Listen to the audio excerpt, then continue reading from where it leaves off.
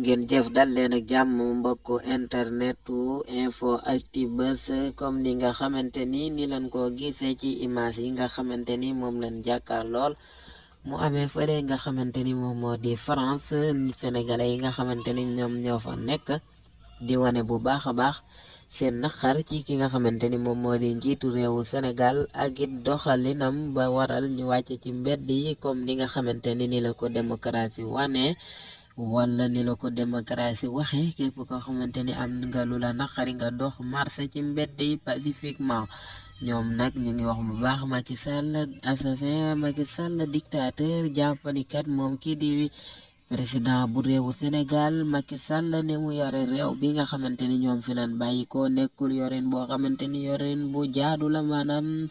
du lenn lu dul jaayante jaay doole jàpp tëj te àndul ak yow ñi ànd ak yow lu leen neex def te dara du leen ci fekk loole waral na ñoom ñi nga xamante ni ay sénégalais lañ yuy daan seen doole fële ca France togol wàcc ci mbedd mi ngir naqar lu jëf ju mel noone jërë ngeen jëf wéy leen di abonné ci info actu buzz ngir ngeen mën di jot ay xibaar yu wér te wóor